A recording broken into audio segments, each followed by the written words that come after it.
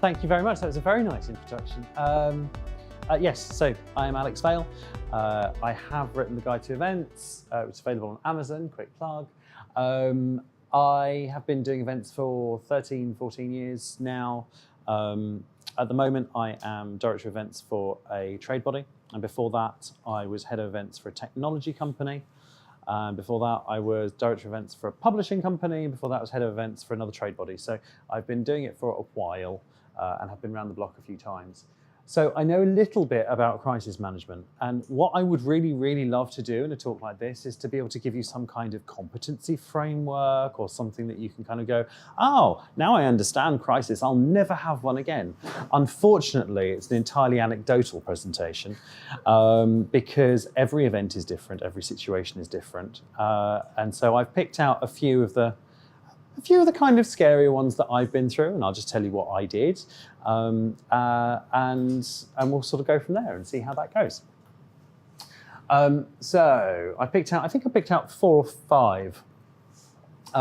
This is an example that happened to me about, what year are we in? 2019. So it's 7 or 8 years ago, where we were doing a big corporate conference that people were paying tickets to come to. It was a 2-day event with a gala dinner and a drinks reception. And the drinks reception was originally sponsored by an artisanal vodka brand. And we sold the package for $10,000 or whatever it was at the time. And just at the point where the invitations were going out 2 weeks before, because we'd promised them branded invitations, they went, yeah, we can't actually do that now.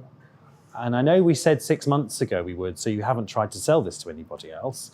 But it turns out that we're not really interested in your market, and I don't actually have the authority as the marketing manager to sign that contract. So sorry, but we're pulling out with 2 weeks to go. And everyone went, what do we do? And I picked up the phone immediately to 3 different brands, all competitors, none of whom we'd spoken to about getting involved in the event on any level at all.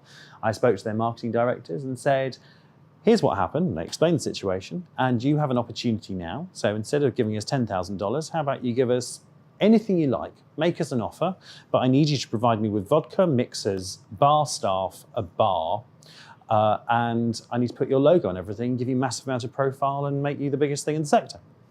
And I gave them all 24 hours to come back to me. And 2 of them came back to me within 24 hours to say yes, 1 said no. And I picked the one that gave us the best offer. And so we didn't make any money on it, but what we did do was double the price of the same reception the following year. So yes, it wasn't ideal, but we kept our eyes on the long game, and we made them huge. They picked up 3 massive deals off the back of it, and we're very, very grateful for the opportunity. The marketing manager who had turned us down at the last moment came to the event and cried. And I enjoyed that. Now this is a meaty one. When your venue is too big, so quite often in any situation, whether it's a commercial event or not, either your ambition or more often than not your CEO's ambition for an event when you don't really understand the market is that it's going to be the biggest thing ever. And 1,000 people are going to want to come to this, even though you don't know who they are or how to market to them, how to contact them or what they want. And so whether it's against your advice, as it was in my case, or whether it's with your advice and you drink the Kool-Aid and you go for it, what you can often find is that you have a venue that's enormous and you suddenly realize you've only got 25% of the delegates you need. Now, that in itself is not a great thing for your bottom line because you're not going to make the money that you're going to make, or you're not going to reach the decision makers that you wanted to reach. But the point is the 25% of people who are going still need to feel like they're special, and that's exactly the right event for them, and it wasn't a failure, and there were never supposed to be another 75% of people. So there are a number of different things you can do. When you've got a venue locked down, I say negotiate with the venue. It's very rare that a venue, after you've signed a contract, will let you pay them less. But what most venues will do, if you speak to them very nicely, is give you more bang for your buck and try and find a way. As long as you're still going to spend the same amount of money with them, if your minimum numbers were 500 and you've only got 350, you can normally get them to upgrade the drinks package, upgrade the wine, do better cakes, whatever it is, do a much better lunch, improve the experience so that actually you're still spending exactly the same amount of money on things like F&B, and you're still spending it with them, but you're just creating a better experience for everyone. That's a lesson I learned from my wedding when I spent £800 on a beige buffet and nobody ate it. If you're doing an exhibition in the space, it's something I had to do once in Asia. And it's harder to do in Asia because generally speaking, all the venues that you use have 6-metre high ceilings. So no matter how much you try and make the room look smaller, it's still enormous. However, what you can try and do is bring everything in away from the walls and don't feel you necessarily need to fill the whole space. You can create corridors and you could do quite deceptive things with light, making it dark on the outside, brighter on the inside, and just bringing everything in a little bit closer. And wherever possible, use fewer chairs than you need. And if you think you're going to be hemorrhaging people halfway through the day, start taking away the chairs before they leave. So wherever possible, always have 10 people standing up. Ideally, where they can see there are 10 really awkward chairs to get to, but so that they feel that it was really full. When your keynote speaker doesn't show up, this is a joy. This happens, well, I mean, it happens in a variety of ways all the time, and it's probably happened to me 15 times over the course of my career at different lengths, but the most dramatic one was 20 minutes before the keynote speaker was due to go on stage. I'd been trying to call him for the last 2 hours. I tried every number, I'd sent him an email, no response. And I met somebody at the event who knew him personally, and he gave me his home phone number. So I just called it on the off chance. And I called him and he answered the phone. And I said, hi, have you got your home phone diverted to a mobile by any chance? He said, no. Why? I said, because you're on stage in 18 minutes. And I don't think you live here in Heathrow. He went, no, I'm on tomorrow. No, you're not. So there are a number of different things you can do in that. One, you fall on your sword and you tell everyone that actually it didn't work and we failed. Sort of don't know how to do that. Or you can try and find, I have done this before, although with more time, I wouldn't like to do this with 20 minutes to go, because if a competitor has got a presentation ready to go, it's going to be a sales pitch. And that's not going to help anyone. It's not going to add value, and you've got to create really good educational experiences. Thank you, Laura. But actually, if you've got a couple of weeks to go, you can normally go to a competitor and work with them to cultivate a really good narrative and stick the boot in that your keynote speaker should have been there. But what I did in this situation was I went through the delegate list, bearing in mind the session that we were about to do in conference, and I found people who had job titles that made it look like maybe they understood the topic. And we gathered them together, and I asked, there were 5 of them actually, and I asked all of them if they would go on stage, and 2 of them said they weren't prepared to, and 3 of them said they were prepared to go on and do that. So I gave them the list of set questions that were the basis for the original approach for the keynote speaker. And I sat them down with our journalist moderator for 5 or 6 minutes to kind of prep and just go through things.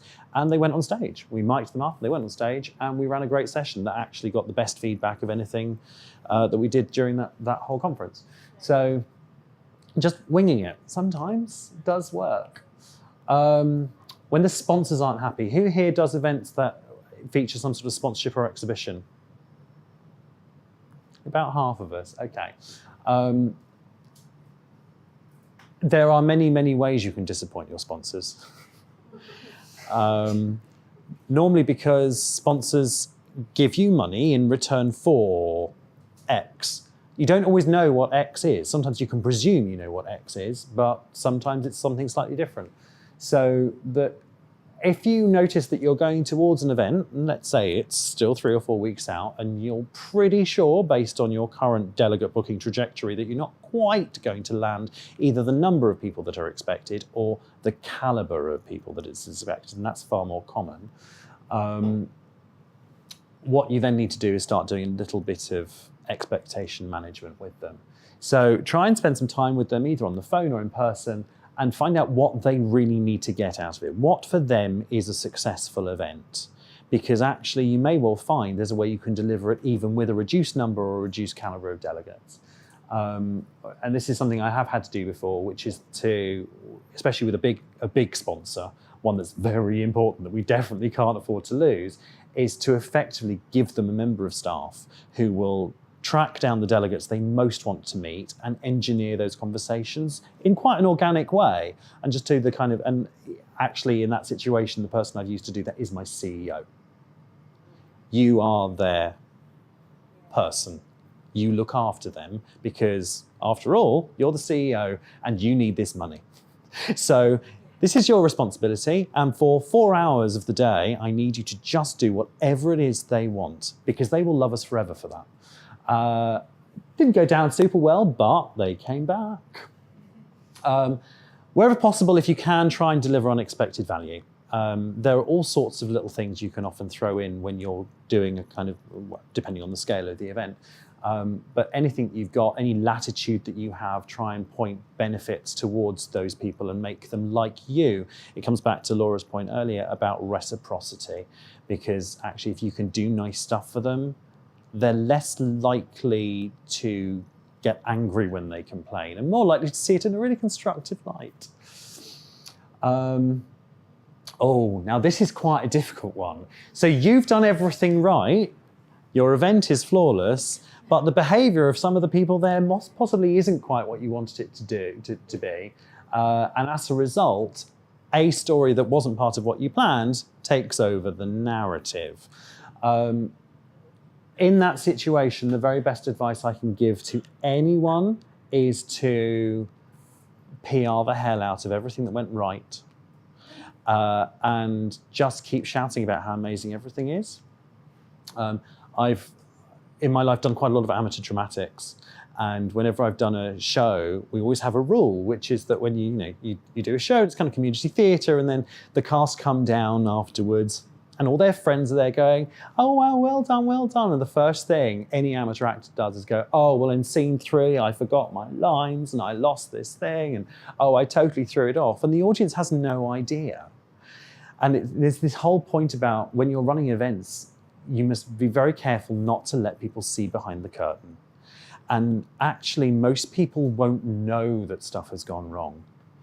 And one of the things I like to think about is perspective. If you've got 300 people at your event, then there's a fairly reasonable chance that your market is 30,000 people. Your potential target delegate market worldwide could be 30,000 people.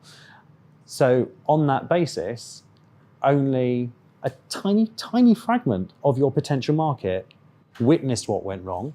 And of those, only half of them noticed it went wrong. And of those, only half of those will remember something went wrong. So actually, you could find that while you think it was the worst thing in the world, only 25 people actually cared. And 30,000 people have no idea anything went wrong. This Red Cross tweet, there's a guy called Eric Qualman. If you come across him, you can find his stuff on YouTube. He's brilliant. He's a kind of social media guru. He's written a couple of books. And he has a word he coined called flawsome, which is when you're doing digital marketing, when you're doing social media, if you screw up, which happens, especially with high volume stuff, or if somebody else screws up, own it, admit it, apologize for it, and move on. And so he calls that being flawsome. And I love this tweet. It's an example. A few years ago, Red Cross in the US, one of the interns was looking after their social media, and she'd done her days tweeting about how amazing the blood drive was, blah, blah, blah, blah, blah. And then she went out with her friends and she got a 6-pack and she posted a tweet. She thought she was posting a tweet to her personal social media profile, along the lines of, "Yeah, we're going to go and get smashed now, da, da, da, da." And of course, it went viral really, really quickly, and everyone was shouting at the Red Cross, and the social media manager picked something very, very quickly and posted that, which was flawsome. They owned it, they accepted it, they apologized for it, and they moved on. And apparently blood donations went up, and it had a really good, positive viral effect. So yes, very bad news under good. Spin the positives. Offer exclusive access. If you have trade press involved in your event, it works less so with the consumer press because it moves a lot faster and they don't care enough. They're not going to publish your retraction, your apology, your PR spin, but actually trade press often will. So if you've got any fairly well-read trade magazines or trade websites or blogs, what you can often do in order to get a really positive story spun so that it will bury the negative thing that happened, offer them an exclusive with your biggest speaker or with your biggest sponsor, or just bury it in a puff piece. Again, it's crisis management because you have to do it really, really quickly. But generally speaking, trade press are normally quite amenable to that sort of thing. So really, for me, I've just picked out 5 examples. Happy to have a little chat, but I think that's probably the end of this part of the presentation. So thank you very much.